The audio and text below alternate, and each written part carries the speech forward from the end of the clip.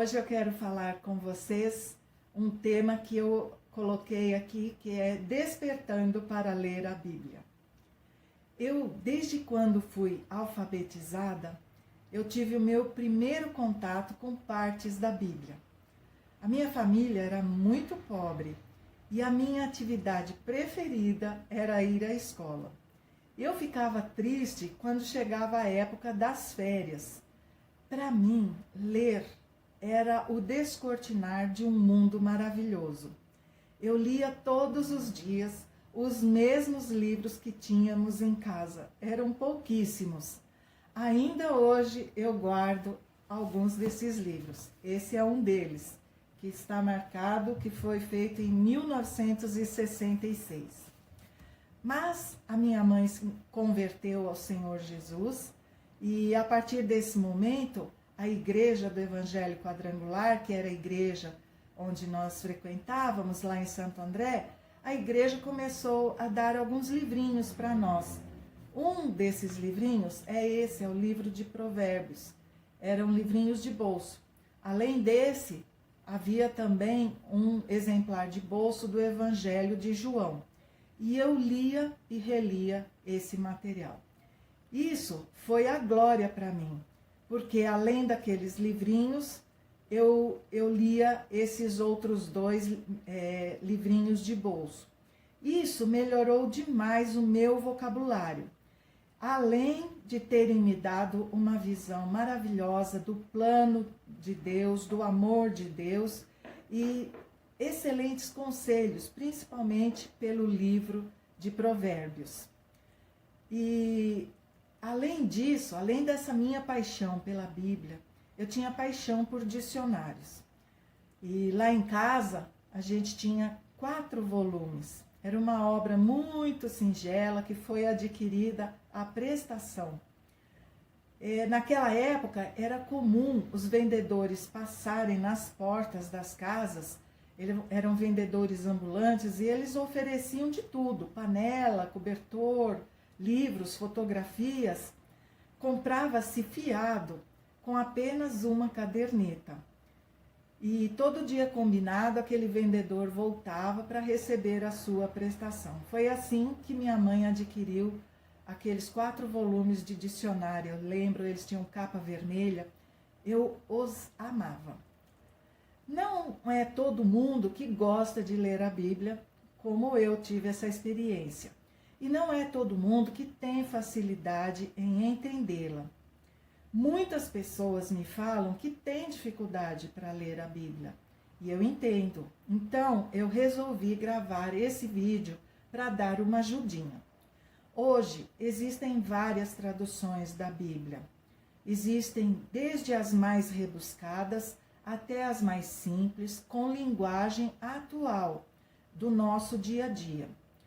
E é certo lembrar que o Espírito Santo tem um compromisso especial com quem tem o coração aberto para ler a Bíblia.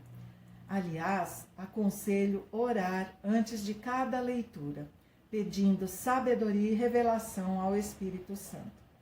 Desta maneira, ele disponibilizará o entendimento, abrindo nossos ouvidos, nossos olhos, para que essa palavra, para que os mistérios da palavra sejam acessíveis a nós. Além disso, conhecer a verdade das Escrituras promove uma grande melhora nas nossas orações, além de nos acrescentar fé. E isso é maravilhoso. Portanto, se você nunca leu a Bíblia, sugiro que você adquira uma na linguagem de hoje. Há várias disponíveis na net. Eu sou mais tradicional e prefiro aquela com o barulhinho das folhas. Se você quiser se aprofundar, após a leitura da Bíblia na linguagem de hoje, ou de alguns dos seus livros, das suas cartas, mas só se você quiser se aprofundar mesmo, comece a buscar versões mais variadas, inclusive as versões que apresentam estudo bíblico. Quanto mais você estudar a Bíblia, mais e mais você ficará apaixonado. ela traz revelações que são verdadeiros tesouros. Para facilitar este início, eu quero compartilhar algumas singelezas que vão te ajudar.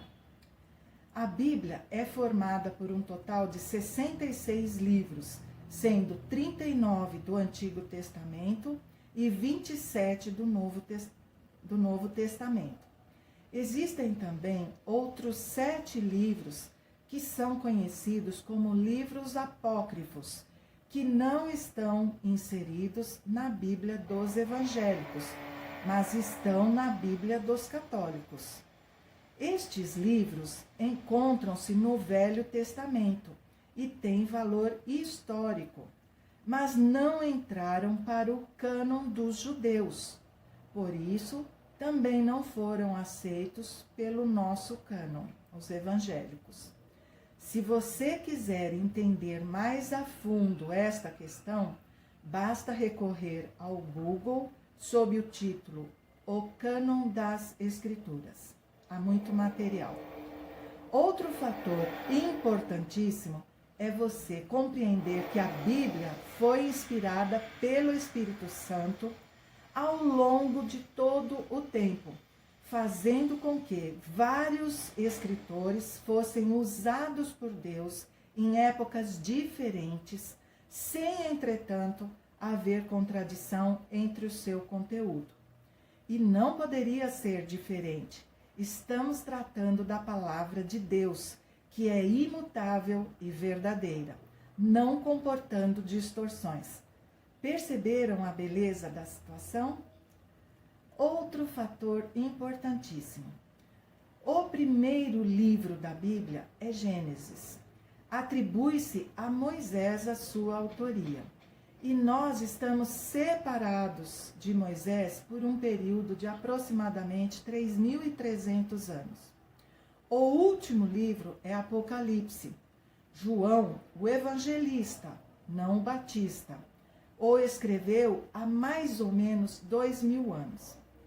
A linguagem, os costumes, a cultura dos diversos povos da época de quando os autores bíblicos escreveram os seus livros mudaram significativamente, apesar de a palavra de Deus não mudar. Sendo assim, determinados conteúdos só serão compreendidos se buscarmos saber mais sobre o costume daquela época. Eu vou dar alguns exemplos. Em Gênesis 17:10, Deus faz uma aliança com Abraão, nos seguintes termos: Este é o meu concerto, que guardareis entre mim e vós e a tua semente depois de ti, que todo macho será circuncidado. Este costume não é praticado por nossa cultura, por isso talvez soe estranho para alguns. Então, este assunto merece uma pesquisa extra-bíblica para que o conteúdo bíblico seja melhor assimilado.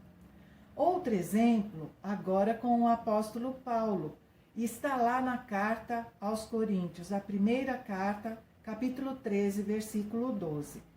Porque agora vemos por espelho, em enigma, mas então veremos face a face.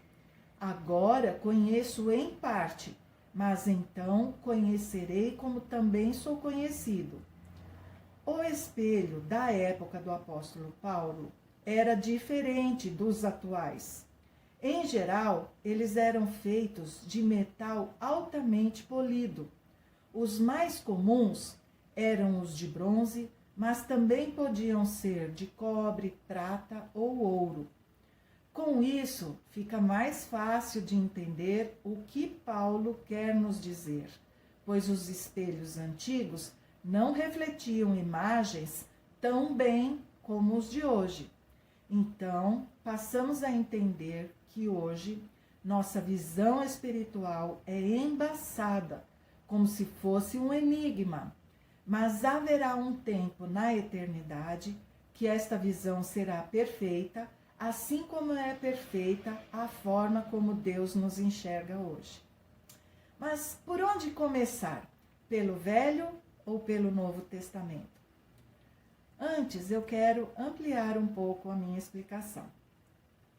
Como já foi dito anteriormente, estamos falando das Escrituras como a imutável palavra de Deus. Então, vamos explicar o uso dessa expressão, Velho Testamento. Se a palavra de Deus é imutável, certamente ela não pode ficar velha. Neste sentido, aquilo que chamamos de Antigo ou Velho Testamento recebe este título apenas por uma maneira didática, sem, contudo, significar que a palavra de Deus se tornou antiga ou velha. Vencida esta etapa, sugiro que o início aconteça pelos evangelhos do Novo Testamento, que transmitem a ideia de boas novas. Só para aguçar a sua curiosidade, eu vou fazer umas explicações sobre os evangelhos. Os 4 evangelhos representam 46% do Novo Testamento. E eles têm a sua origem no Antigo Testamento, relatando como este Antigo Testamento foi cumprido totalmente na pessoa de Jesus Cristo. A ordem de colocação dos evangelhos na Bíblia é Mateus, Marcos, Lucas e João. Mateus e João foram apóstolos e discípulos do Senhor Jesus. João Marcos foi um seguidor do apóstolo Pedro. E Lucas foi um seguidor do apóstolo Paulo. Mateus, Marcos e João eram judeus. Lucas era grego. Mateus era cobrador de impostos. Marcos era um moço despreparado. E Lucas era um médico e erudito. Originalmente, as boas novas eram transmitidas de forma oral. As pessoas se deslocavam de cidade em cidade para pregar aquilo que elas haviam visto e ouvido. Porém, com o tempo, algumas pessoas foram morrendo e percebeu-se que fazia falta um relato que não desaparecesse. Assim, através de Lucas, ficamos sabendo que várias foram as tentativas de se elaborar estes relatos por diversas pessoas, sem, no entanto, haverem conseguido. Lucas, então, ele se dedica a colher informações precisas para poder repassá-las ao destinatário, um homem chamado Teófilo. Os evangelistas não procuraram fazer um relato completo das circunstâncias do ministério e da vida do nosso Senhor. Não. Em João 20:31, nós vemos que o propósito maior do evangelista João foi para que creiais que Jesus é o Cristo, o Filho de Deus, e para que, crendo, tenhais vida em seu nome. Devido à semelhança de conteúdo entre os 3 primeiros evangelhos, eles são chamados de sinóticos, lembrando que seus autores não os fizeram por meio de troca de ideias entre eles. Marcos foi o primeiro a escrever, sendo seguido provavelmente por Mateus e por Lucas. E por último, o Evangelho de João. Embora os sinóticos, Mateus, Marcos e Lucas, guardem semelhança entre si, Mateus, ao escrever, pensou no seu povo, os judeus. Por isso, neste Evangelho, você vai encontrar Jesus sendo relatado como rei. Por ter os judeus como destinatários intencionais, Mateus apresenta diversas profecias que foram feitas no Antigo Testamento e que se cumpriram em Cristo. Mateus queria que enxergassem que Jesus era o Messias prometido por Deus. Por isso, ele inicia o seu relato lá no livro da genealogia de Jesus Cristo, filho de Davi, filho de Abraão. Marcos é o mais sucinto dos evangelhos. Ele conta-nos a história do servo que está constantemente em movimento ao pregar, curar, ensinar e, por fim, morrer pelos pecadores. Em Marcos, Jesus é o servo que não veio para ser servido, mas para servir. Isso está em Marcos 10, 45. João Marcos era parente de Barnabé. Tinha certa condição financeira, pois conta-se em Atos, que inclusive também foi escrito pelo evangelista Lucas, que a casa de sua mãe, Maria, era o local onde a igreja se reunia. Uma característica marcante de Marcos é que ele dedica muito tempo a demonstrar os atos de Jesus e pouco tempo aos discursos de Jesus. Das 4 vezes que o Senhor Jesus falou antecipadamente da sua morte, 3 vezes aparecem em Marcos. A narrativa de Marcos ela é rápida e continuada. Neste evangelho aparece 42 vezes a palavra grega euteos, que é traduzida por imediatamente. Por quase nunca citar os costumes judeus, costuma-se pensar que Marcos tenha pensado em destinar os seus escritos aos romanos e aos demais gentios. Os romanos gostavam de mensagens diretas e objetivas, como a de Marcos. Eles não se interessavam por profecias, mas gostavam de saber o que Jesus tinha feito, o que ele tinha dito e que grande líder ele era. O Evangelho de Lucas é o mais extenso e o mais pormenorizado. Lucas apresenta o Senhor como Deus homem perfeito, que veio buscar e salvar os pecadores. Ele tinha como destinatários os gregos. Os gregos amavam a poesia, a beleza e a cultura. Não se agradavam facilmente. Por isso, Lucas precisou de sua erudição. Lucas é o único evangelista que cita os cânticos de Zacarias, Maria, dos anjos e dos pastores, que são pura poesia.